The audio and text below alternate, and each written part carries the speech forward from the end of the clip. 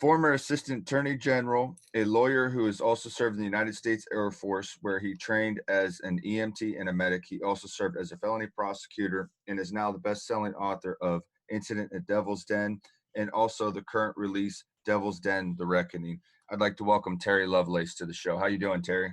Could be better, thanks. Nice introduction. I appreciate it very much. Yeah, you've got the long list of things you've done in your lifetime. You're pretty well versed in a lot of different areas, and I think with your story that leads to like a lot of you know credibility to what you've went through. Because I think oftentimes people that have went through things that are similar like yours, they're kind of seen as crazy, or maybe they're just full of BS. And with your background and all the things you've done professionally, I think it really leads to a lot of credibility. Well, I waited until I retired from the law. I was state's attorney for Vermont, and I retired from there in 2012. And actually waited until 2018 to publish the book. So I knew there would be some backlash from the legal community and my peers in the legal community. And I did. I got some phone calls saying, what is wrong with you? Have you lost your mind? And when did you start writing science fiction? Well, it ain't fiction, pal. It's the truth. Right. So, but you know what? There's a balance to that, and it is that there really is a vibrant UFO culture community in this country, and it's alive and well, and with a lot of good people. I've made many more friends than the ones I lost in the law. You know, so very happy with that. That's good. So, like we were talking off air, I am pretty familiar with your story. I think I've heard you on other podcasts. At least your story mentioned. Uh, I mean, I might not have all the details, but and there may be a lot of other listeners out there that are the same way. They've kind of heard your story, or because one of your cases is kind of one of the more compelling UFO abduction cases in probably U.S. history. What are your thoughts on that? Well, I hate to rank myself or give a rating, or I don't want to diminish anyone else's story. There's Travis Walton, Calvin Parker. There are a lot of us. Um, in 2012, I had a X-ray of my leg because I had some knee pain. I just popped up overnight, and the knee pain turned out to be what's called a Baker's cyst, which is just a benign cyst that you get like you catch a cold, I guess, and it goes away.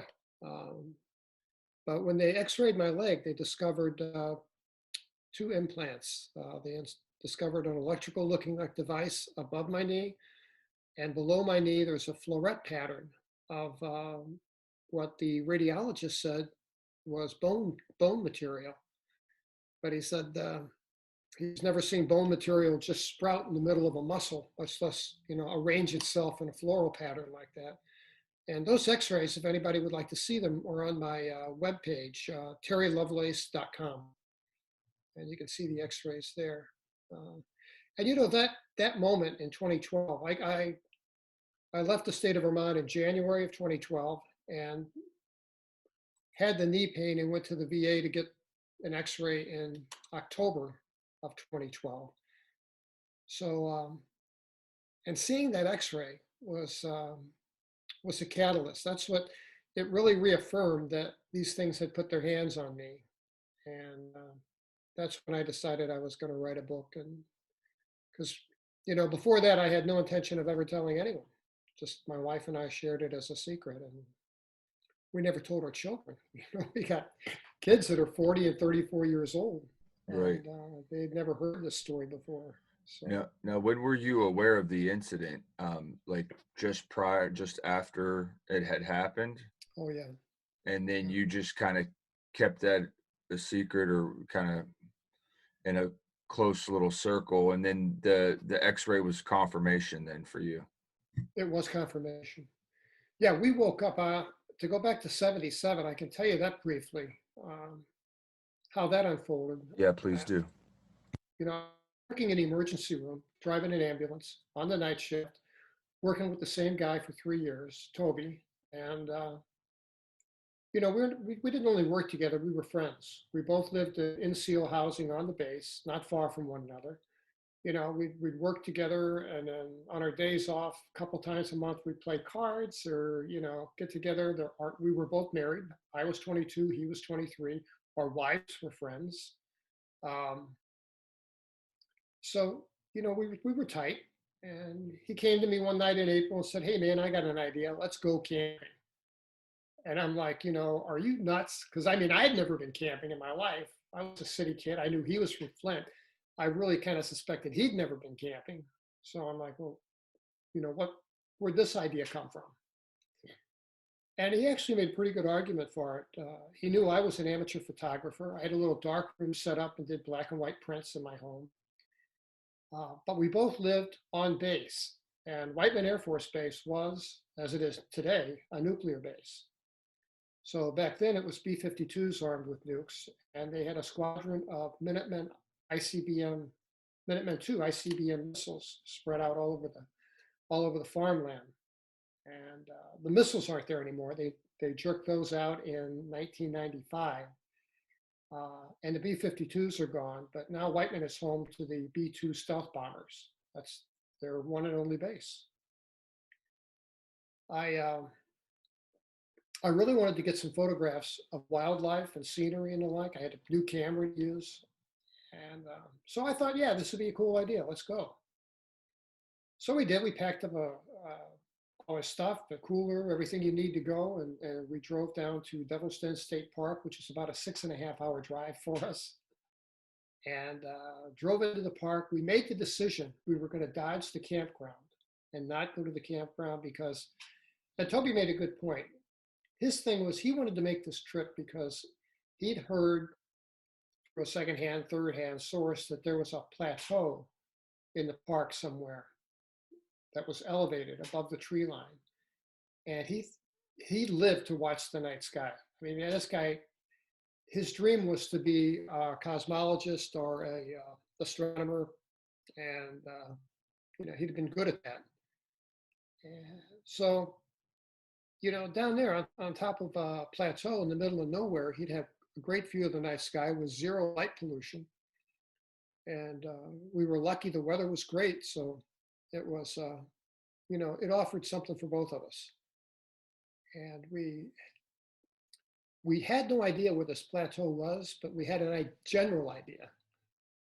So we're taking this pavement, turns to gravel, turns to like two ruts in the road, and we keep going. And my '66 Chevy, and we came to a chain across the road between two posts, and its chain was a pretty sternly worded "Keep out, do not enter" sign, and which we didn't think was that big of a deal. I mean, we knew we were going to be trespassing, but we thought, what are they going to do? Kick us out? I mean, come on, it's not the crime of the century. So we came to this chain. I thought, well, we got to turn around and find another way. And Toby was observant enough. He was on the passenger side. He said, "No, I got this, man. Wait a minute." And he hops out of the car. And what they'd done is they had taken that chain and made a loop and padlocked it and just draped it over the opposing post on a nail. So he saw that. He hops out, picks up the chain, it drops to the ground. Ching, we're in, man. We're feeling like Lewis and Clark now, right? We're outdoorsmen. So we we drive, and we got to a point where we could see the plateau, and it was kind of hidden because the plateau was the same height as the tops of the forest. So it was difficult to see, but we made our way there and drove up the steep incline and crested the top of this hill. And this meadow just opened up, and it was just gorgeous. I mean, we looked at each other like, yeah, this is the place. It was perfect. Uh, from the top of this plateau, we could see all the forest below us from the treetop at the treetop level. So I thought, this is going to be great for photographing eagles and birds in particular, which I like to photograph. And, we did all the fun stuff you do when you go camping, which is all new to us, which made, even that much more entertaining. And we set up a tent. Toby set up the tent. I got a fire going, and we had a nice, pleasant afternoon and evening. And we're kicked back. We bought a cheap tent from Kmart rather, and we got it set up in back of us. We got two air mattresses, one on either side of the campfire. And we're kicked back on these air mattresses and we're carrying on a conversation and just kind of having a good time. And this is getting around 9 o'clock, maybe in the evening. Um, and I noticed that, and I know this sounds cliche, but I've had people tell me, I've had people validate this, that they experienced the same thing. And that was that the crickets, the tree frogs, all the bugs and stuff that make noise in the forest uh, went silent. And what kind of creeped me out was it didn't only go silent, it went still. And that we had a nice little breeze going on because it was June and it was hot and the breeze was nice and that had stopped. And I felt kind of creeped out. And I asked my friend, like he's going to know, right? He's never been camping. And I'm like, hey man, is this normal? It's awful quiet out here because the crickets, the frogs, all this stuff was so loud. We were having trouble really carrying on a conversation just across the campfire. And we he comes back and says, no, no, nothing to worry about. He says, look, we've been laughing, cutting up. They'll be back. The bugs will come back and make noise. And I'm like, okay. And but it unnerved me. I'll tell you, if I'd been there by myself, I'd have been gone. Yeah, I've had that experience before in the woods, and it's an eerie feeling, having everything just go silent, like you said, even the breeze, the birds, the squirrels, whatever's, it's a real eerie feeling. It's unnerving. Yeah. And never having been camping, never having much experience in the outdoors, I didn't know if it was normal or not, but it didn't feel normal. It felt unusual. So, so we're going on and we're talking. We pick up our conversation. I try to put it out of my mind. And I notice my friend has his head turned to the left, which would have been the western horizon. And he's fixated on something. And I'm about to ask him, hey, man, what are you looking at? And he asked me, he says, hey, Terry, were those lights there before? And I'm like, what lights? I mean, we're in the middle of nowhere. We're in a very remote area. So, and I couldn't see what he was talking about because his torso was in the way. So I kind of stepped up and took a step back, and I could see on the horizon there was a tight cluster of three little stars, um, and they were bright. They were each about the same luminosity as a North Star. So they twinkled, but they looked artificial. And our minds are racing, thinking, well, it's too far above the horizon to be like a train or a parking lot or something. And while we're looking at this, they moved. And what they did first was they rotated like they were on an axis.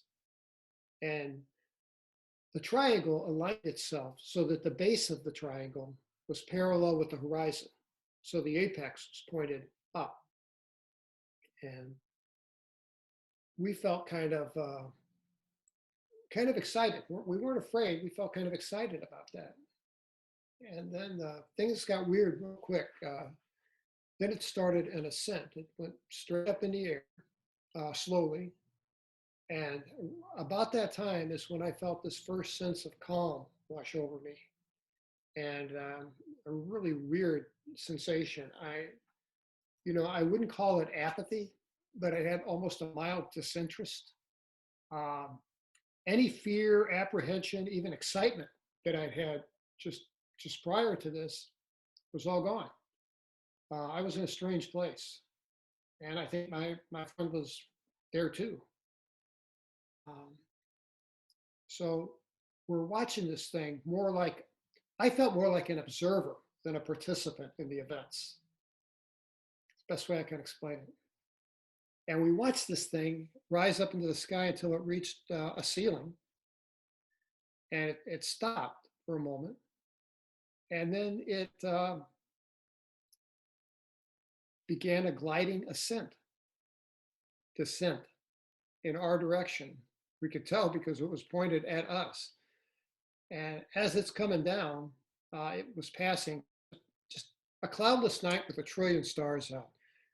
And as it would pass these fields of stars, they would blink out as it went past. So we knew we were looking at a solid object, not three objects moving in unison. and the points of light expanded as it got bigger, and it grew, uh, and it did this tumbling motion thing where it would, while the point was in our direction, the point would dip down and then come back around, kind of do a somersault kind of thing. Um, and it was strange because I had the feeling, and I don't know where this comes from, but that, this thing is moving with purpose. It's not tumbling out of control. It's moving with some purpose, some intent. And the closer it got, the bigger it got. It was it had reached a height of about 5,000 feet, maybe a mile from us, and then glided in on a descent, gradual plane downward, and stopped over this meadow, this plateau, uh, about 3,000 feet. So it's about 3,000 feet over our heads, and this thing is enormous. And I describe it in the book as a city block long on each leg of the triangle. So that's the size of the thing. It's absolutely enormous.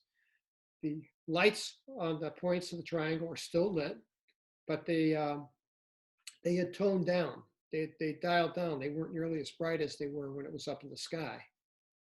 Um, but it lit up the periphery of this meadow. And then underneath this thing, it was just jet black because it blocked out all the starlight. You could see a little, you could see some from the lights on the Wow. point.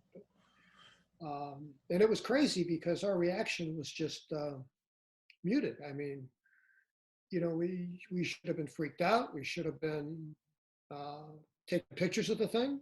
You know, here I am now. This whole trip, it's too long to go into, but I'll say this: it's a series of missteps.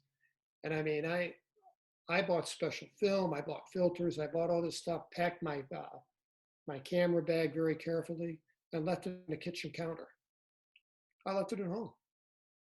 And I'm not that inept, I'm just not that inept.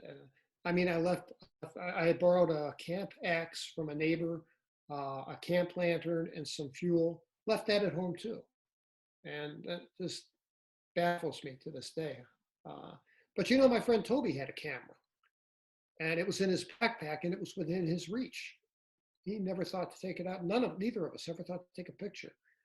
And I, uh, I always thought my story was pretty unique.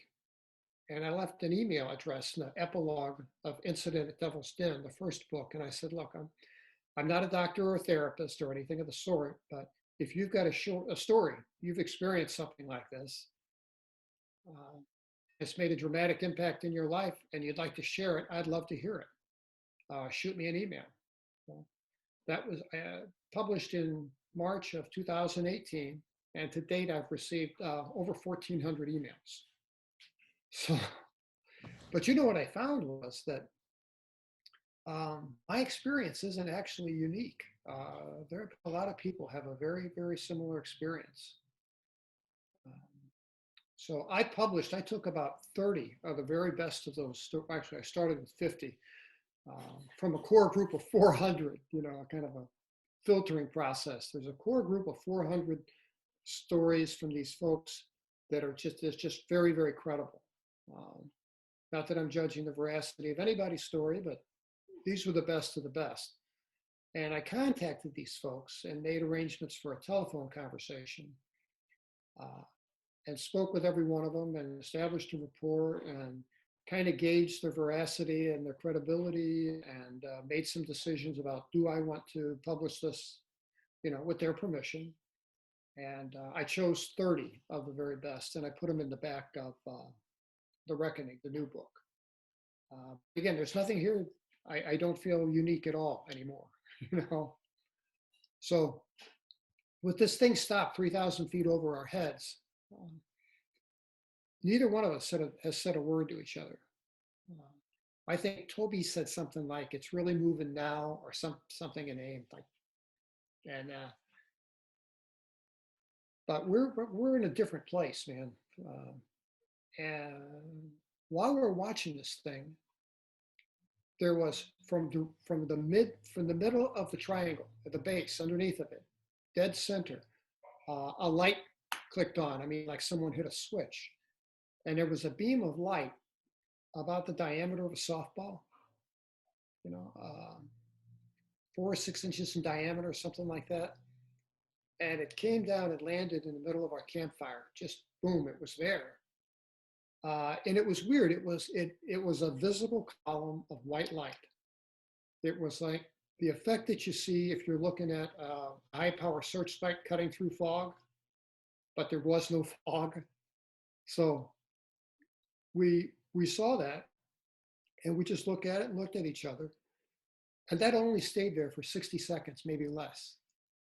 And then that turned off. Again, like someone hit a switch, it was just gone. And then right after that, there came this laser beam of bluish red, about the diameter of a pencil. This is 1977. I had only seen lasers on television. I knew of them, but I'd never seen one in real life. And this thing would land in a spot in our campground and stay for maybe a tenth of a second and then reappear in another spot. So it gave the illusion that it was dancing all over the campsite. And it could hit me in the chest a couple times. I didn't feel a thing. It hit the tent, it hit the car, it hit the fire. It hit the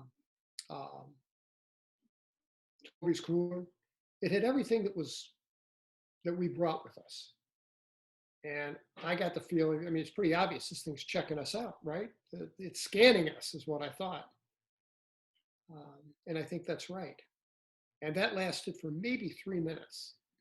And then we're sitting there in a dead quiet for some time, maybe 10 minutes. And my friend stands up and says, "Show's over." And he grabs his air mattress and heads to the tent. And right before he said that, I mentioned that I had this sensation of calm, mild sedation wash over me. Well, that changed. And now all I wanted to do is go to sleep. I was incredibly sleepy. And all I could think of was get this air mattress, get in the tent, and go to sleep. And I think that speaks to the level of influence they have over us. Because it doesn't make sense for two people to go to sleep in their tent when they got this thing 3,000 feet over their heads. But that's what I did. I went and I didn't take my boots off, which came into play later. So I didn't take my boots off. I didn't bother to undress. I just threw my air mattress in. The last thing I remember thinking was, Toby was wrong because the crickets and the tree frogs hadn't come back. It was still dead quiet. And I fell on top of my air mattress. And I mean, I was out the second that hit the plastic. That's all I remember. I mean, I went to sleep and it was like being under anesthesia. If you go in for surgery, they give you anesthesia. You don't have dreams. There's just nothing. Like you cease to exist, and then you open your eyes and you're in a recovery room. Well, that's the way this was. I went to sleep and I woke up. I had no idea what kind of time had passed. Both of our watches had stopped at 2:40. We both had nice mechanical wind-up watches, which was kind of the standard in 1977. And they were integral to the job. I mean, if you're an EMT, you need a watch. So mine stopped at 2:40, Toby stopped at 2:41. So, and those watches never worked again. As a matter of fact, my watch was a newer Elgin. My wife had bought me about 8 months prior. And we sent it was under warranty. We sent it back to the Elgin Watch Company in Chicago saying, "Hey, what's the deal? Fix my watch." They sent it back with a polite letter, and they sent the watch back, and they said, "We're very sorry, but you voided the terms of your warranty by exposing the watch to a magnetic field." I Wow. wish I'd saved that letter. Wish I'd saved the Wow. watch, but I didn't, of course. I didn't have the thought to. So I woke up by this flood of lights coming through the canvas of the tent. White and yellow and green, white and yellow and orange. and very bright. I mean, like a flash from an old school, bulb type flash camera, and very bright and lit up the inside of that, like a ballpark at night. It was just real intense. And the flashes were going off at odd intervals. I wake up and I'm not with it. I'm thinking, what? Oh yeah, I'm camping. That's right. And I'm seeing this light show, and I'm thinking, well, that must be the overhead flashing lights of a park ranger's truck. Because I'm trying to think rationally here. What is going on? And that's what I came up with. And I also heard this weird low tone um, that was, I called it a droning noise. It was a low hum, like a low bass note, but it was more powerful than it was loud. I mean, you could feel it in your chest. Um, didn't hurt your ears, but and so I wake up and I'm trying to get my wits about me, and I look down and I see that my boots are unlaced, and I knew that I didn't do that. And uh, one of the things they drill in you is when you're in the military is take care of your feet. So I would never have left them like that. I would have had my boots on, I would have had my boots off, but not like that. And that annoyed me because I didn't remember doing it. So I pull out my boots and my socks are on sideways. Well, I'd never do that, you know. Um, so I'm really kind of more perturbed than anything. I'm not fearful at all at this point. So I take them off, I put them on properly, lace my boots up, and I turn my attention to my friend who's on his knees, peering outside the tent, looking at something out in this meadow. And he is fixated on something. And in one of the flashes of white light, Toby was African American, and the saline from his tears on his cheek reflected that white light. So I could see these streaks down his face. And that kind of snapped me out of my dream state. And because I couldn't imagine what would make this guy cry. That blew me away. And I asked him, I said, hey, Toby, what is it, man? Is it park rangers? What's out there? And he said, with the universal finger across the lips thing to be quiet, he said, they're still out there. And I said, who is still out there, Toby? And I'm getting annoyed. And I'm getting to my knees because I'm going to look out the tent. And he said, don't you remember? They took us and they hurt us. And when he said that, all of the calm, all of that disinterest, that's all gone. Now I'm afraid. And I peel back the flap of the tent on my side and I look out. And in this meadow, I saw 12, maybe 15 of these little guys that I took to be children. Because I could see the figures silhouette, but I couldn't see them real well because of the distance involved and because they were in the dark. But when there was a flash of light from one of the legs of the triangle, I could get a glimpse of them. And I asked Toby, I said, what are these kids doing out here in the middle of the night, in the middle of nowhere? And he said, Terry, man, look at them. Those ain't no little kids. He said, they're not human beings. And that freaked me out. And the second thing that I noticed that was that this thing, this giant triangle that had been hanging over us at 3,000 feet, had descended over the meadow. And that's why the flashing lights were so bright, it was 30 feet over our heads now. Thankfully, we had can't set up camp on the tree line off to the side. So we were just off to the side. It wasn't over our heads, but it was darn close. And in the flashes of light, I could see that these things, whatever they were not human beings. I mean, their heads were disproportionate to their torso. They had spindly legs, spindly arms, and a distinctive gait. They had a funny walk. Were they what people describe as grays? They were gray, although I wasn't close enough, unfortunately, to tell if that was, some kind of garment they were wearing or if they were just gray. The heads were gray. I wasn't close enough to really get a good look at the eyes at that point. And they had a strange walk. You know, they walked like they had sore feet, or like their legs were maybe hinged to go backward an inch or two with every step. It was weird. It was just they didn't walk like any bipedal animal on this planet I've ever seen. That's weird that you mentioned it. There's actually a video out that has something like you're explaining walk that similar, and it has that kind of, but you can't see the, I wish I could remember where I seen it. You can't tell what color it is or what it is. It's kind of like, a shadowy figure, but that's just interesting. The way you're explaining how it walks is, I remember seeing that in a video with a little creature that looked kind of like a gray. It was caught on somebody's security camera outside their house. That's just interesting. Well, there's a YouTube video called Something Bob. Um, God, I wish I could remember the name. But this video on YouTube, Something Bob or Bob Something, um, looks very much like what we saw.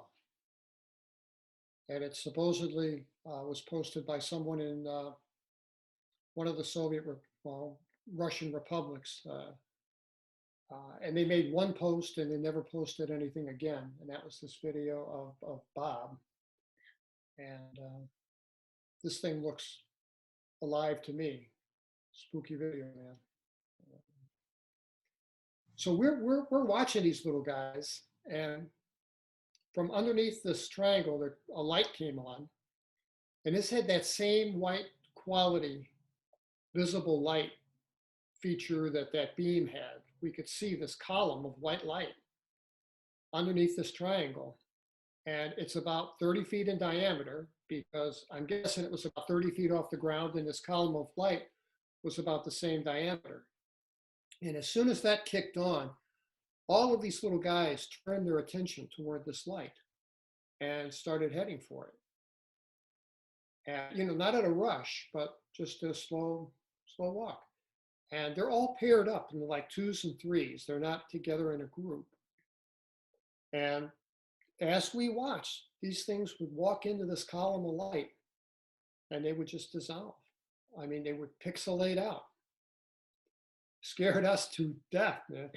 I was terrified we were going to cough or sneeze or something and draw their attention. I mean, they were done with us. We had no way of knowing that at the time, but yeah, they were finished with us. As soon as the last two little guys disappeared, that light clicked off again, like someone hits a switch, and the lights changed from multicolored to straight white. And if you want to see a picture of this, I drew a picture contemporary to the event. I drew it in about August of 1977, just weeks after we seen it. And that's on my webpage at terrylovelace.com. And what I did was, the original drawing was just on some notebook paper. I took it, and for the book, I carefully drew it on some sketch paper with pens and a ruler to make it look good. But that's a good representation of what we saw. And if you look at that picture, you'll see in the lower left corner, tiny little figures, two little stick figures, a tent, and a car. And I tried to draw them to scale to give some idea of the enormity of this thing. And while we were watching, after the lights changed, that droning noise stopped, and this thing took off. And it didn't take off like a rocket ship. It just lifted off like a hot air balloon and went straight up. And we watched it, and it seemed like the higher that it went, the faster it went. And it was three lights, and then eventually one light, and then it was just gone.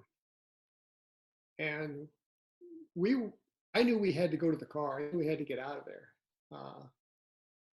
And I grabbed my wallet, my keys, and I'm afraid to leave the tent. I'm just afraid. I don't know if somebody left behind, or, all I had over my head was a piece of canvas, but I felt like it gave me cover. I was concealed and not visible. And I felt like I'd be vulnerable in that dash to the car. And to this day, I don't like being out in a big open space. Like if I had to cut across like a section of golf course or something, I won't do that. I won't walk out in an open space. I'll walk a mile out of my way and go around, but I won't be alone out in an open field. So I grabbed my wallet, my keys, and my buddy said, "All right, let's get out of here on the count of three." And we did. We ran to the car, hopped in. Thankfully, it started right up. And of course, we had to check the car to make sure nothing was under the seats and all that stuff. We were that level of scared. And we got out of there. We left all our stuff there. We left our tent. We left this backpack. We didn't care about. All we wanted was to get out of there with our lives. That was our only focus. So that was the event. And there was a lot that followed. Can I ask you something about the event?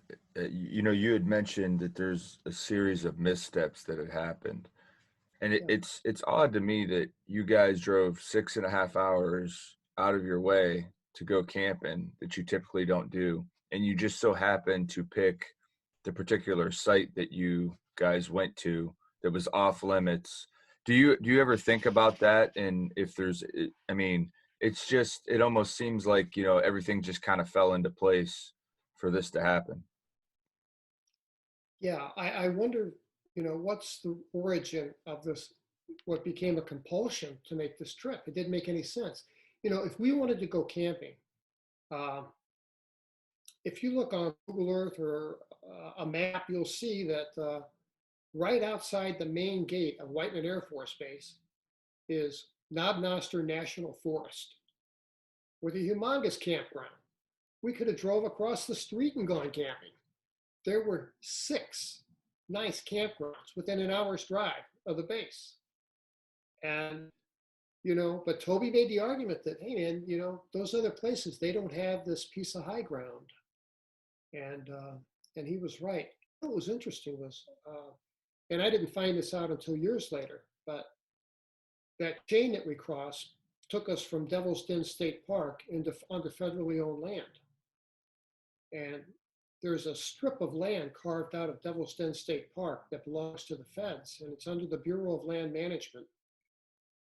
And that plateau that we were on, that should be covered with 40-year-old mature trees by now. And it's not. It's cut. The grass is cut. And from Google Earth, if you look down at it, it's triangular in shape. In the book, I had just walked it, and it seemed horseshoe shaped to me. But when I saw the Google Earth picture, I was blown away because it really is triangular shape. That's intense.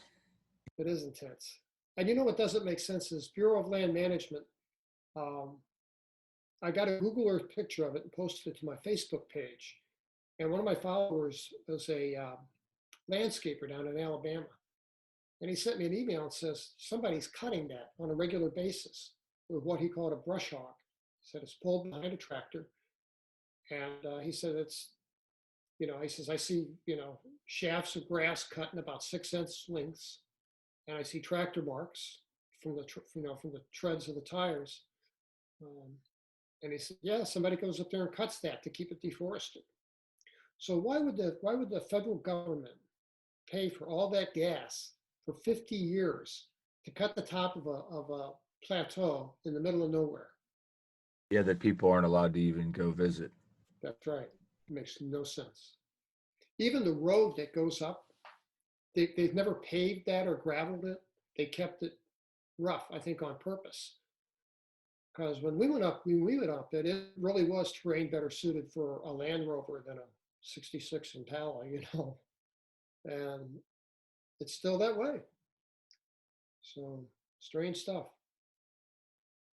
Do you think that the government knows a lot more than they tell when it comes to alien life and UFOs? I do, and I can tell you how I know. And I can tell you what's happened since I wrote the book, which has been significant, I think. Back in 1977, when we're driving back to the base, we're both sick as dogs.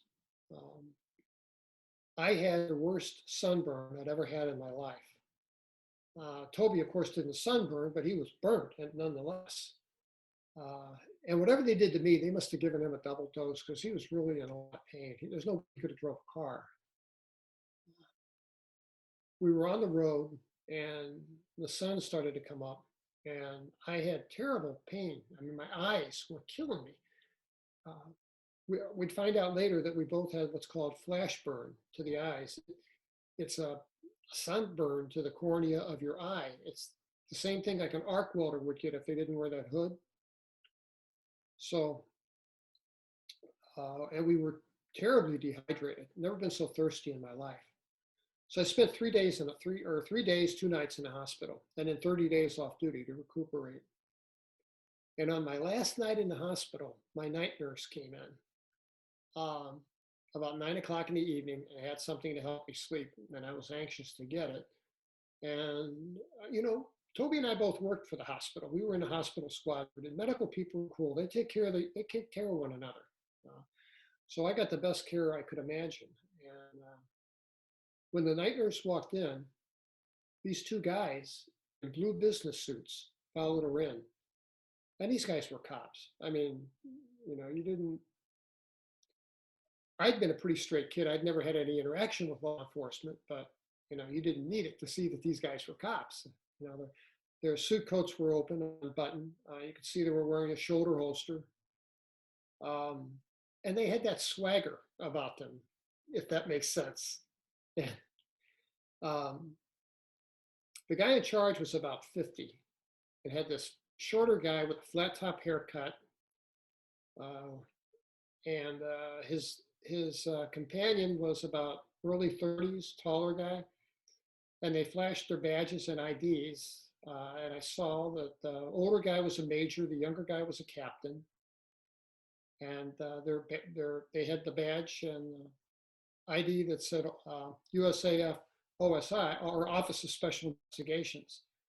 And the OSI, the Office of Special Investigations, if anyone's not familiar, is the Special Investigative Services of the United States Air Force Security Police. So OSI is kind of akin, not so much like even NCIS is to the Navy. They're more akin to naval intelligence. They're like a tier above. So I knew of them. I'd never had any interaction with them. And the only thing I could think of was, man, we must have burned down the forest, So I mean, because I didn't think a trespass would be that big a deal. Right. But evidently the park rangers found that chain was down and found their way to our little campsite, and we left everything there. And we both lived on the base. Toby's backpack had his address on it, listed as, I don't remember his street address anymore, but a street address in Whiteman Air Force Base and even his phone number. So park rangers had called, I found out later, park rangers had called the base, talked to the security police and said, 2 of your airmen have been down here and they set up a little campsite. It looks like they're coming back. Well, we had no plans on coming back, but so that made it a little hard to explain. And on our way back, and this is hard to picture, but we went 6.5 hours and hardly said 2 words to one another. This really was a life-changing event for both of us. I know I went down there feeling more like a teenager and came back feeling more like an adult. We'd made a pact that we would not tell them we saw a UFO. Because in 1977, and being active duty Air Force, bad things could have really come from that. I mean, they could. There's no question we would have had a psych evaluation. Yeah, you're right. And we didn't want that. We wanted to finish our enlistment, get out, and go to school. That was our agenda. So, but we were honest enough that we didn't want to tell a lie either. So we said, well, here's what we'll do. We'll tell them that We weren't feeling well. We were feeling odd and went to bed and then woke up sick as dogs. So that's all true. So that's what we told him. Went to bed, fell asleep, woke up the next morning feeling sick as dogs. We just left out the part about, seeing a UFO the size of Walmart, and, um, but we wanted to be honest as much as we could be. And that's what we did. So this major starts interrogating me while I'm in my hospital bed. And he read me my rights under the Uniform Code of Military Justice, never told me I was charged with a crime, and asked me, he said, so you boys have a little campsite down there. He says, do you boys got a little marijuana plot growing down there? Is that what this is all about? And that really scared me because, it's a different time today, but 1977 being active duty, if I'd have been growing marijuana on a federal piece of federal land, I mean, I'd have gone to Leavenworth. It would have ruined my life. And then I started thinking, well, what if somebody just by happenstance has a little marijuana plot down there? They could hang it on us. Right. So I had no idea where this was going. And he interrogated me, but looking back on it in retrospect and having been a prosecutor, knowing a little bit about police interrogations, I think the purpose of the exercise was intimidation. And boy, did they succeed, because I was thoroughly intimidated. And then the captain left, and it's just the major and me in my room. He packs his briefcase up, and the head of my bed is near the door. He puts his hand against the door so no one can come in without him knowing it. And he bends over and he gets right next to my ear and he whispers. He had this weird Louisiana accent. And he said, son, I know, and you two knuckleheads stumbled onto something when you were out there. And I think you know what I mean. And I didn't know how to answer the guy. So I didn't. And he pauses and he says again, he says, oh, I know you know what I mean. And all I want to know is, how many pictures of it did you take? And where's your camera and where's your film? And without thinking, I blurted out, sorry, I never took a single picture of it. And I realized, oops, I just made an admission. It says everything, because he smiled. That's what he was looking for. So we both knew, he knew that I knew, and I knew that he knew. And That's crazy. it is. And he said, he dropped a business card on my bedside table, and he said, just, get me your camera and your film, and this will all go away. I said, sorry, I didn't even take my camera. I left it on my kitchen counter, I swear. And he said, I don't believe you. And then he left the room. So there's no question in my mind that they knew what we saw. And I wonder how that is. I mean, they had to have been in contact, obviously, or something. There's any number of explanations for that. I mean, maybe the park rangers said, yeah, we were visited last night, and these, your boys were up there on the plateau. Good point. That could be. It could be that these guys work, hand in hand toward a shared agenda. And Wow. I'm beginning to think more and more that that's likely, that maybe they do work together. Have you had memories of what happened after you guys were taken? I have. I've had 40 years of screaming nightmares from the memories of what happened. And they're always the same. And I've had, I didn't know what they were. At first I called them just intrusive thoughts, but I've been tested twice, once in the 80s and again in the 90s, and diagnosed with PTSD. PTSD etiology unknown. Because when they ask me what significant trauma have you suffered in your life, I say, nothing. Because that really, I had the normal, stuff. People pass away, you fail an exam or something. I mean, I've had the normal ups and downs with life, but I've never had anything disastrous enough to give me PTSD, except for this. So But those, what I call intrusive thoughts, I mean, I'd be doing something and a memory would flash across my mind from being inside this thing.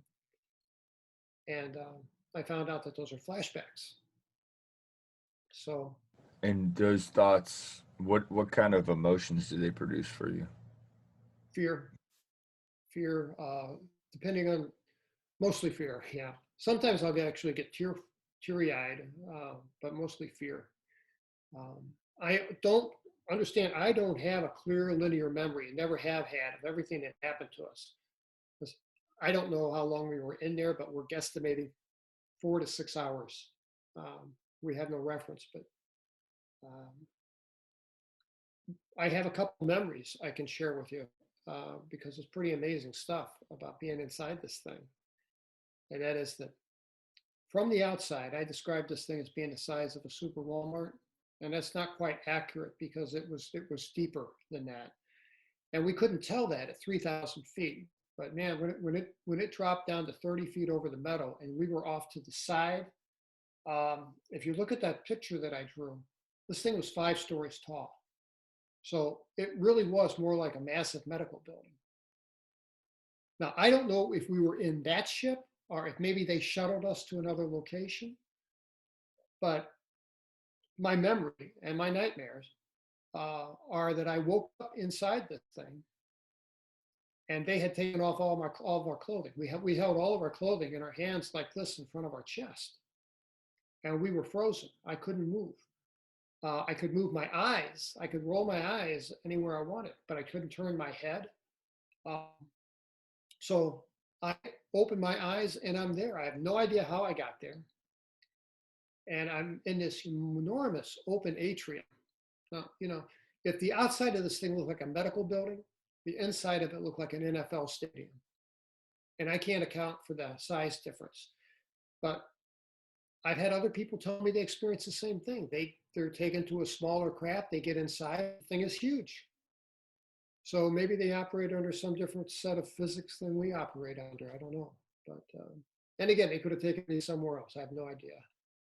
But this thing was just so enormous that I'm straining my eyes to see little figures walking around at the far end of it. And I have no idea what's in back of me.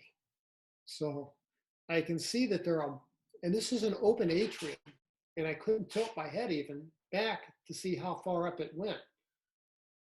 But I could see multiple 4 or 5 levels of walkway around this big open atrium. And to my left, I saw what looked like large aluminum garage doors. And there were 3 saucers, 3 flying saucers, uh, sitting there lined up. I mean, they were lined up like planes under a carrier deck. And everything was either white like porcelain or stainless steel. And the light inside the thing was like incredible. And I think that's how we got the flash burn to our eyes. Was this place was just lit up insane. I mean, it would be like putting 500-watt bulbs in every lamp in your house, turning them all on, and then multiply that. Uh, so we had to squint. I had to squint to see, but I could see, and I saw a golf cart without wheels, just along, full of these little gray guys.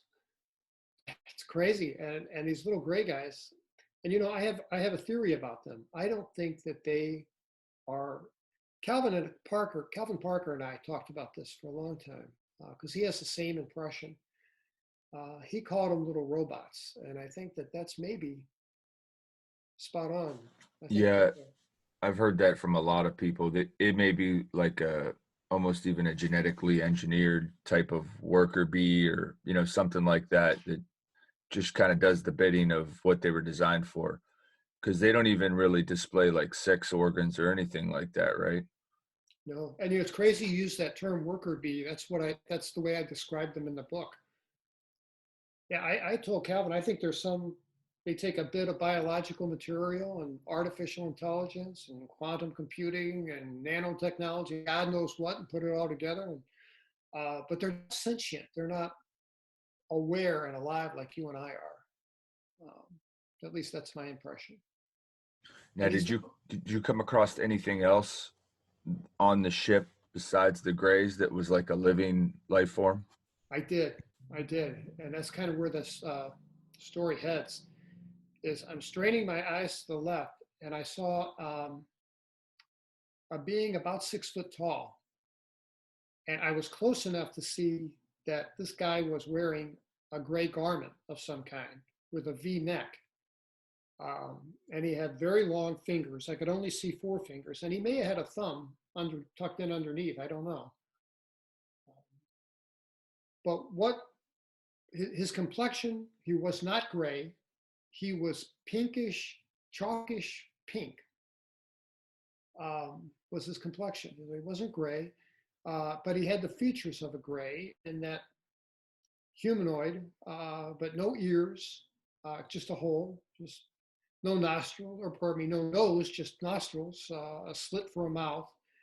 And his eyes weren't real exaggerated like you see in the motion pictures. They were more like just wraparound Ray-Bans. And they were reflective jet black, deep black. And this was the most frightening thing that I saw on the ship. And that was that when I looked at him, we locked eyes. I mean, for like a millisecond. And this guy was, I don't know how to explain it any other way, but this guy was in my head. I mean, he was in my head and I knew he was there. And he, in an instant, knew my wife, knew my secrets, knew my family, knew my fears, my hopes. He knew everything about me. And I think he downloaded all of that for whatever reason. And I mean, all I got back from those eyes was just raw intellect. I don't know how else to put it. He, you know, best analogy I can give you is when our kids were small, we had a English setter, a big dog, good dog, a long time, and he would come over. I'd be working or watching TV, and he'd come over and put his head in my lap, and I'd pet him on the head. Hey, good boy, how you doing? Rub his ears, and he would look up at me with those great big brown eyes, and but we each understood our respective roles. He knew I was the alpha, and his eyes radiated back to me trust, love, commitment, and in return, he knew that I would take care of him, love him, but I'm the alpha. And in this interaction with this being, I felt like the dog. It was a very humbling experience because whatever I locked eyes with is probably 500 rungs up the evolutionary ladder for me. Um, just superior intellectually and probably in all other ways too. So very humbling to know that Wow. we're not top of the food chain. Right. Well, to have that ability to, create biological robots and to be able to travel the way that they do from whatever distance they come from. I mean, it's obviously, you know, I mean, they're not just driving there like we would drive because of the vast distance of where life could potentially be. You know what I mean? I mean, they've got to be able to somehow change space time or warp or whatever they do, travel interdimensionally. It's very strange. It is very strange. And interdimensional, I think, is very likely. I was talking to Whitley Strieber yesterday, and we were together at Pine Ridge, which is a Lakota reservation in June of 2019. There was a conference there for, it was weird. There were no public invited. It was just a bunch of speakers. So we were all there kind of like talking to one another. And we were invited to a Native American ceremony. And I'm not supposed to say the name of the ceremony, and I won't, out of respect. And I felt very privileged to be there. But Whitley and I were standing in the middle of this. We got there, and there were dancers, native braves were dancing, and there were the drummers. And there was this steady rhythm, beat. And I'm nodding my head, and I'm thinking, weird. And I took my pulse. My pulse was exactly in rhythm with the drums. Now I had a guy who was a musician and said, "Oh, that's not unusual at all," but it seemed weird to me, you know. And somebody said, "Look up," and we did, and there was a white round disc over our heads. Uh, and it was above the layer. There were some light clouds moving by. We could tell it was above that cloud layer. No way was this thing a drone. I mean, unless it was 50 feet in diameter, because it was up high, and we're seeing it, and it's not that small. Um, and we all saw it. And Whitley and I stood there and watched this thing, and it it ejected like a black mist out of it, some kind of like gas, and it blinked out. I mean, like somebody turned a light switch and it just ceased to exist. So I think that's an argument for that interdimensional thing. It just maybe transitioned from here to there. Or, maybe it took off at 10,000 miles an hour from a dead stop. That's possible too. So who knows? But That's wild. it's a fascinating sighting.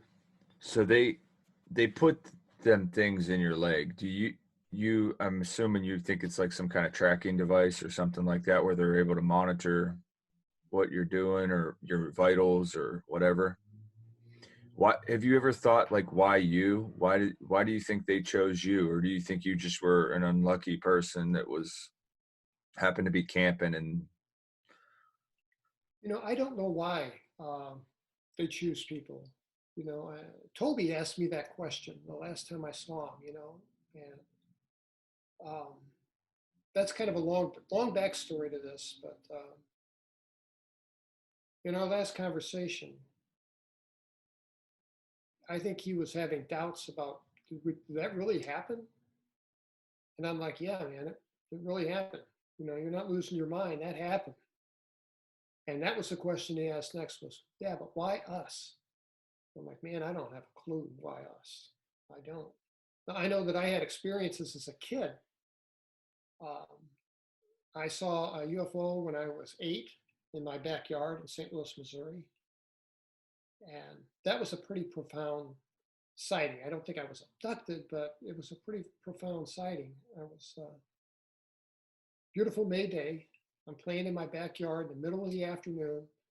And I mean, we're in this row house. I mean, so we got neighbors on all sides of us. The backyard's tiny. And I'm playing with an adult bow and arrow target set my uncle gave me. Now, I don't know why they didn't want to give an 8-year-old anything so lethal as that, but I don't know. So I'm shooting arrows in this bale of hay, right? And everybody's outside. I mean, women are hanging up laundry, men are cutting grass, kids are running around all over the place. I can hear cars and trucks, and it's just dogs and cats. It's a busy place on a Saturday afternoon, in May. And I'm looking down and I'm loading an arrow uh, into my bow, and I saw this perfectly round shadow move across my feet. And I immediately thought, there's not a cloud in the sky. What is that? I look up, and probably 50 feet over my head is this, I call it the most beautiful thing I'd ever seen. It was just gorgeous, this gorgeous flying saucer. It was highly polished, like aluminum or some kind, who knows. Um, but I felt awestruck seeing it. I felt, no fear. The emotion that I felt was kind of like what you'd get if looking at a new Alfa Romero on a showroom floor. That kind of wow. And it wobbled a little bit in the breeze, and I'm looking up at it. And in a millisecond, I run through a mental checklist. Nope, it's not a balloon, not a dirigible, not a helicopter. What's that leave? It's a flying saucer. And but what's curious is the second that I laid eyes on it, there was this weird auditory change, and all these noises in the neighborhood were all muted. It was like I had pressed my hands against my ears real hard, and all the sound went muffled. And I just had fine hair on my forearms, and it was standing straight up. And I dropped my bow and arrow and I'm looking up at this thing, and I felt compelled to lie down on the ground for some reason, thinking that I could get a better look at it. And that really doesn't make any sense, but that's what I did. And I laid down and I looked up at this thing, and I remember just feeling very pleased, very content. And I don't know how long I lay there, but minutes probably. And then this thing did kind of a tilt to starboard and shot off, and it went from 0 to 500 miles an hour, and it was just gone. And I'm looking at the hole in the sky. Well, of course, there was no hole, there were no clouds, but the point where it vanished. And for the rest of the time we lived there, every time I walked in the backyard, I'm always looking at that spot thinking, are they going to come back? Are they going to come back? And, uh, and I yelled for my mother, Mom, and she comes running out, thinking I probably shot somebody in the head with an arrow or something, and comes out, does a quick check for blood. Being that you're connected with so many people now that have experienced things, have you come across that often, that people that tend to have had an experience have had multiple ones throughout their lifetime? I have. It's a strange thing, ain't it? That it just seems to come up. Some people can live a whole life and never see anything, and then other people, it's like it happens continuously throughout their life. Yeah, I talked to a guy. Uh, he wrote a book called Initiated, and he was a intelligence officer aboard the USS Roosevelt during the Gimbal event, and he wrote a book. Uh, and naval intelligence, he had to get the book vetted before he could release it. Just like John Bolton wrote a book about the White House, and the CIA had to vet that before he could publish it. He published it anyway. He didn't care. But this guy cared. He was very concerned about violating his NDA and going to prison. And he told me, he contacted me in late 2018 and told me he wrote a manuscript, but he had to have it vetted first. And he read my book and wanted to talk to somebody who was in the military who maybe had some shared experience. But the point of my story is that he had never had an experience until he saw something while on the Roosevelt. And that seemed to open a doorway. And then he had all of these paranormal events happening in his life afterward. You know, things like poltergeist-like behavior, things move in front of his eyes, and um, an encounter with a non-human entity in his house. Um, so, and he's a rock solid guy. I mean, he's not a nut of any kind. And he made that analogy that experience changed him, that it opened a doorway.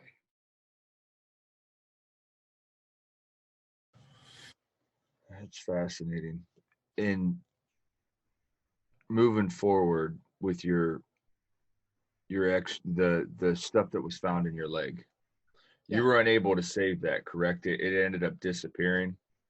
Well, no, that's not quite true. The Okay. things below my leg are still there. That Uh-huh. floret pattern, that's Uh-huh. still in my leg.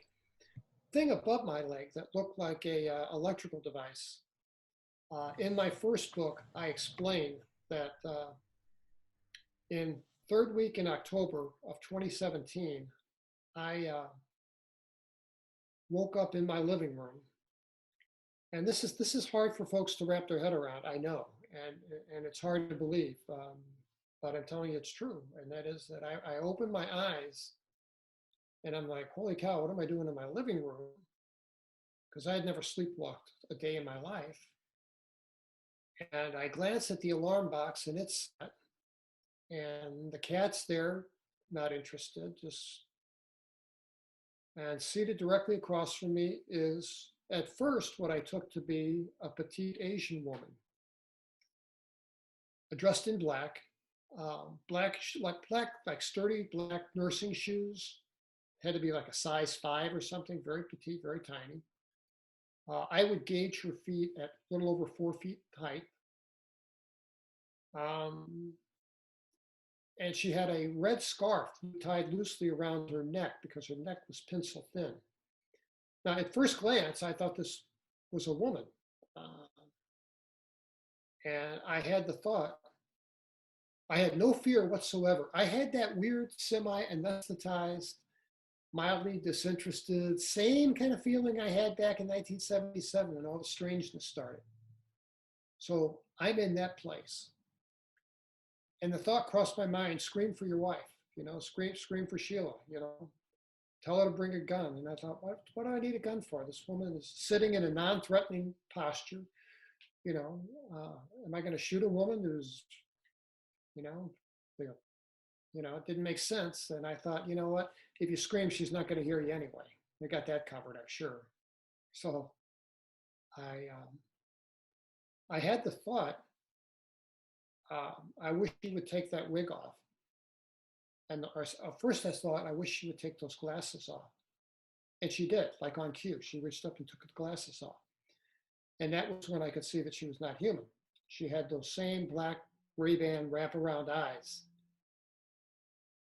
And I heard her. She spoke without an accent, but I heard her words as clearly in my head as any audible word I've ever heard spoken. And she said, "It's nice to see you again, Terry." And it was strange, and I can't explain it, but I felt an odd affection for her. I recognized her in some way. And when I say affection, I don't mean in a romantic sense, I mean more in a maternal sense. Um, so I didn't feel intimidated at all. It actually felt good to see her in a weird way. And the thought crossed my mind. I realized we were communicating telepathically. It took a moment to do that, but because I had the thought, is this about the things in my leg? And I heard a distinctive yes. And we had a telepathic conversation. And she says, if you're going to have, because what happened was I couldn't get this thing removed from my leg because I'd had a heart attack in 2005. I'd had a second in 2011 and a stent. I'd already had a bypass, and I needed clearance from a cardiologist before a surgeon would work on me for liability reasons. And a cardiologist, I talked to 5 trying to get a clearance letter. No go. And they said, look, it's a risk benefit analysis. They said, I got the same story every time. It was like, look, there are 500,000 vets walking around out there with, shrapnel in their leg that they want removed too. But if it's not causing any harm, the risk of anesthesia and doing the removal and risk of infection and possible staff in the hospital, all kinds of things could go sideways. So I said, no, standard of care in this country is you let it lie. So I was very disappointed in that because I wanted this thing out of my leg, but I want it removed under a forensic protocol. I wanted it removed like a bullet from a shooting victim where, it goes to the doctor's hands. There's a witness there representing me who can then take possession of it, and we can all sign off on a chain of custody on the envelope as it passes from person to person. So there's no question about the validity of the thing. So I found a surgeon in Tijuana, and I said, I want this thing out of my leg. And I sent him copies of my x-rays, and he said, sure. He said, we could do this, no problem. He said, I can do a local block and not have to put you out. Yeah, you bear the usual risk of infection, and you never know, it's surgery, anything could go wrong. But he says, I think I can get this out for you. And he said, yeah, I know how to do a forensic protocol. We can make sure we follow that. So I was making plans to go to Tijuana to get this done. And Betty, I called this entity Betty, and in my book. And it sounds crazy, but this wig that she had on was too small for her head. It was like a human wig, and the back of her skull was just bulbous in shape, and it didn't fit the top of her head right. So it was on kind of askew. It was on kind of half sideways. And I know it sounds silly, but she reminded me of Betty Rubble, the hair on Betty Rubble from the Flintstone cartoon from back in the day. So I called her Yeah. Betty. Um, and she told me, she says, you can't have, if you have that thing removed, she said, my hosts, HOSTS, will not allow that. They won't allow that thing to fall into the hands of terrestrial scientists. And my first thought was, well, how are you going to stop me? You know? And she said, they'll come and take it out while you're asleep, but they won't allow that to happen. And I said, who are your hosts? Because, you know, hosts can be a noun, it can be a verb. You could host a dinner party. You could be the host of a dinner party. You could be a host in a parasitic symbiotic relationship. So there's all kinds of meaning to the word. And I wanted her to clarify, who are your hosts? And she says, you call them aliens. I call them my host. And I thought this was kind of poetic. She said, they're not alien to me. Okay. Um, and she also advised me not to write about it. And she said that my government would not be pleased with me if I write about it. And I think she was right about that. Have you had any? So you've had some I don't know what the correct term is, but some drawback or some flack from the government. I sure have. Uh, you know, in subtle ways, I've never had a face to face confrontation with anyone, but I published the book in March, and in April, I get a telephone call and I answer it, and it just said Los Angeles. And I said, hello. And the voice said, Terry Lovelace? I said, yeah. And he says, hi, Terry, this is Tom DeLonge. And I'll be honest with you, I didn't know Tom DeLonge. I mean, I didn't listen to Blink 182 or his music, so I didn't know who he was. I didn't know anything about his involvement in the UFO culture in this country. So I said, well, hi, Tom, how are you? he said, well, I have Lou Elizondo here. And Lou says, hi, how you doing? Okay, nice to meet you. And Steve Justice, nice to meet you. And we had a nice conversation. And he said, I'm calling about the implants that you have in your leg. We read your book. And we'd like to send Lou out to talk to you, to see about removing the thing from above your knee. Now, what happened was, I should back up here. Um, you know, Betty visited me and told me not to have it removed. And I proceeded with my plans to have it removed. And on November 17th, about 3 weeks later, I woke up in the morning and I had terrible pain. I had two puncture marks, one on each side of my leg at the top. Now, the implant was down by my knee, but I had this terrible pain. I had these ugly puncture wounds, and my legs hurt a lot, both legs, not just my right one. But I knew, um, somehow I knew. I woke up and I told my wife, I said, they came and they got their merchandise last night. And she said, well, you got to get this x ray. And I'm like, yeah, I will. I will. So I'm thinking, how do you get an x ray? I mean, you can go to a radiology center, but they're not going to give you an x ray without a note from a doctor or a script or something. So I went to a chiropractor's office and I didn't have an appointment. But they were seeing walk-ins, so I wait 45 minutes for my chance to see this doctor. And luckily, I took copies on copy paper of these implants, just like you see them on the web page. And I held them rolled up in my hand.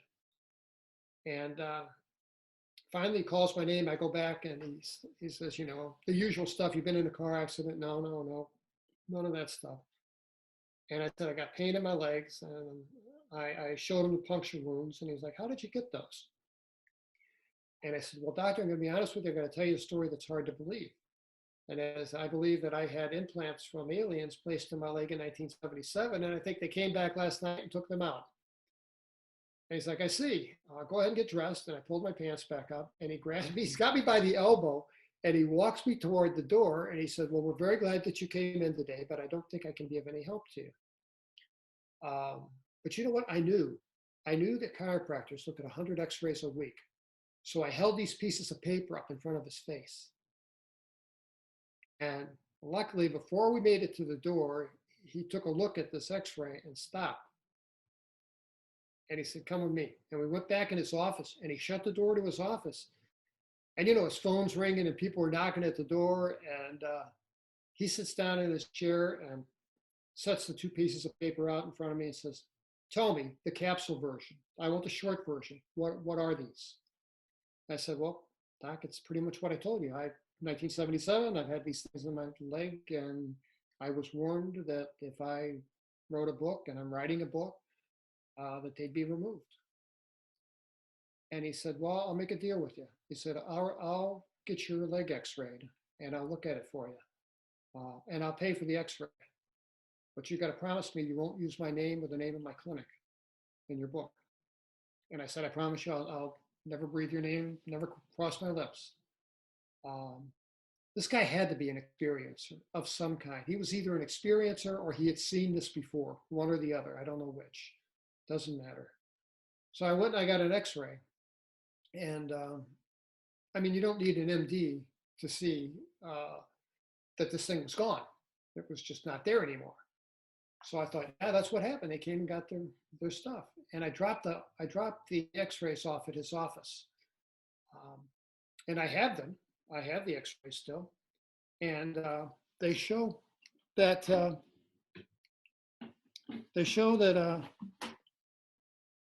got them right here, dated November 17th of 2017. They show it's not there anymore. So, but the doctor called me back at dinner time the following day and says, I guess you saw your x-rays. I said, yeah, thanks very much. It's gone. And he says, yeah, but did you see what they left inside you? And I'm like, no. And he said, well, if you look at the x-ray close under a bright light, you'll see that parallel to your femur, there are two tiny wires lying right next to each other. They're so close together, at first it looks like one item, but if you look at it real close, you can see, or look at it with a magnifying glass especially, you can see there are two tiny wires lying right next to your femur, deep in your body. And I'm like, well, Doc, let me ask you, if these things are so smart, why would they leave two wires in my body? And he surprised me. He says, you get it, they don't do anything by accident. What they probably did was take out the 1977 model and install the 2017 model. And I guess that makes sense, I mean, our technology advances, but I still have those two wires. Those two wires are still there in my body. The floret pattern that you see on the website, still there. Wow. Wow. That's intense. So what she said, came true. They came and got their goods. They did. Except she said it wouldn't cause me any discomfort or pain, and she was wrong about that. It hurt like hell. But that's interesting that they track you on such a level that they know when you're getting ready to go have something removed, or you're planning to put it in a book, or it's just wow. It's scary to think at the level that they know me. Yeah. Well, like you said, they got into your head. The guy got into your head and knew everything about you. Yes. Downloaded it. Wow. So the book, Devil's Den: The Reckoning. What's this one about? Is it just a continuation of the story? I know you had mentioned that you've got other people's stories in it as well. Yeah, I've got 30 very cool stories, short stories in the back of it, probably a 5-minute read each. But they're a compilation of 30 of the best stories out of 1,400, so they're pretty darn good. And they have odd demographics in that I thought that I would have had a lot more stories submitted by younger people, but these are mostly people, honestly, between 50 and 80, um, that are just coming forth with these experiences. And like me, they sat on them and never told anybody. So I think that's kind of interesting.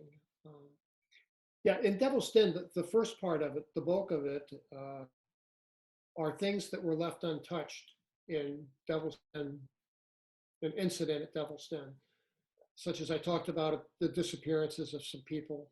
Uh, During 2017, when I was writing the book, I subscribed to the Arkansas Gazette and I read the paper every day looking for odd stories out of Devil's Den. And I wasn't disappointed because, I don't know if you're familiar with David Paulides' work, in the Missing 411 series that he wrote. Yeah, yeah, I am. That's an interesting. Yes. That's fascinating. Yeah, it And is.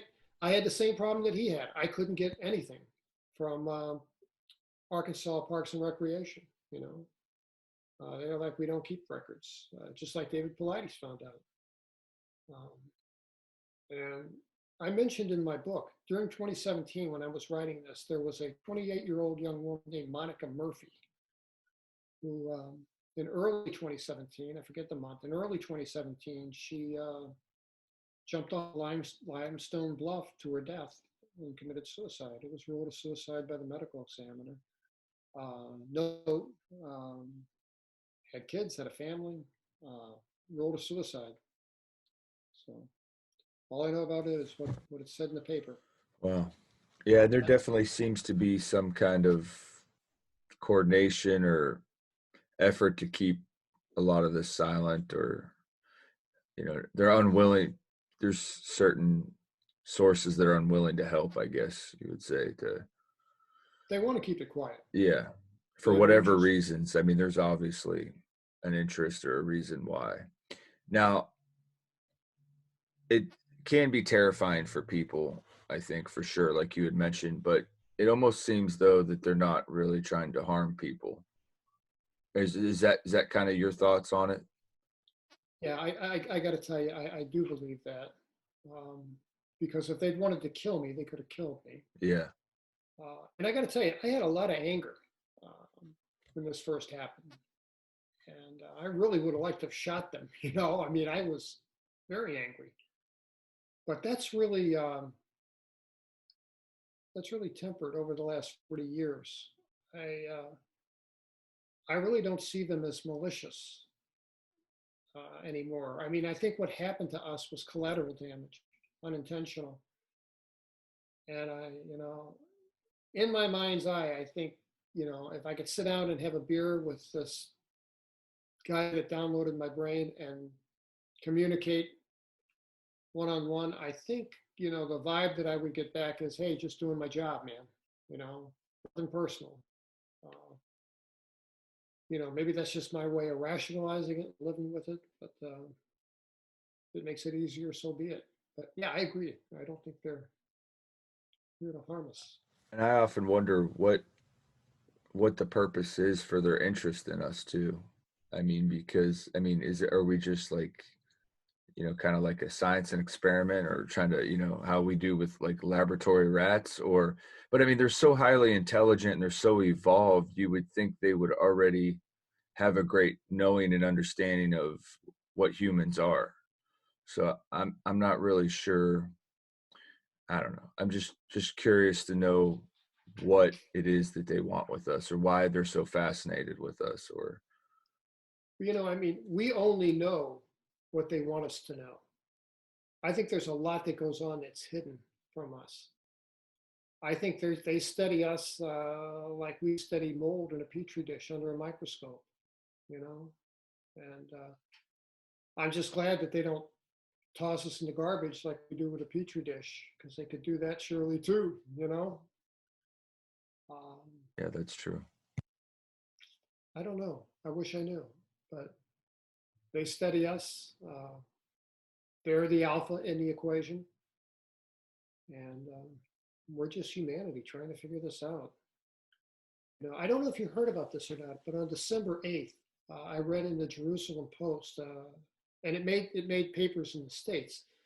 An Israeli scientist, he was an Israeli general for 30 years. who ran their space defense force, Haim Eshed. And then he taught at university for 10 years. I was a highly respected professor. I got friends in Tel Aviv who told me this guy is like the Buzz Aldrin of Israel. I mean, everybody knows the guy, everybody respects the guy. Yeah, he's 80 years old, but he's not demented. He is as sharp as he's ever been.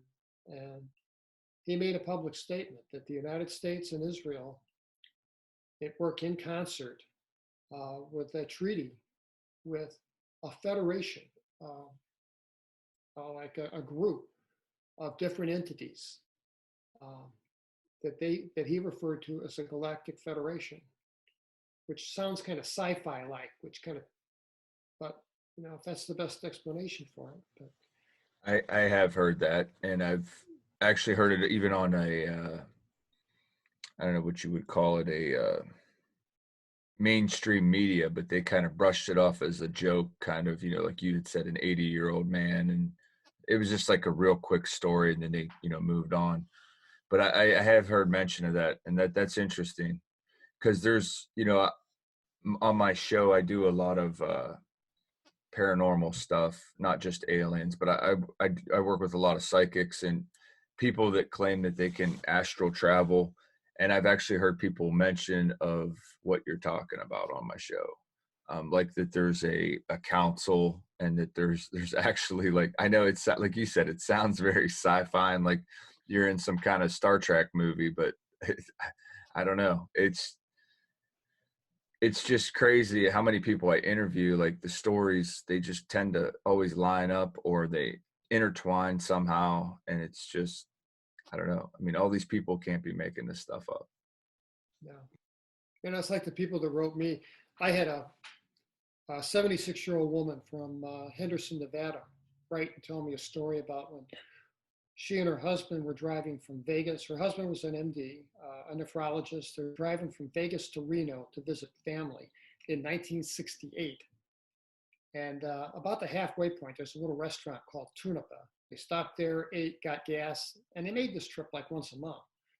And then got back on the road and headed towards Reno. And about 10 miles outside of town, on the right, they saw a Christmas store. And she said it was the first time in her life she'd ever seen a store devoted to the holiday. And it was all lit up. It was 10 o'clock at night. And this was out in the middle of nowhere. And this thing had neon lights on top that said Christmas. And the building, huge window in front. And they couldn't see inside because the light pouring out was so intense. And it was wrapped in twinkling Christmas lights like you put on a tree. And they were both like, whoa, what is this? And they pulled off the side of the road directly in front of the place. And they're looking at it. And she says, pull in. And he said, I can't. There's no driveway. And she says, oh, there's no parking lot. It was just the store. There were no cars. And it was lit up. And they could actually see movement in the light in back of the window. So they knew something was in there.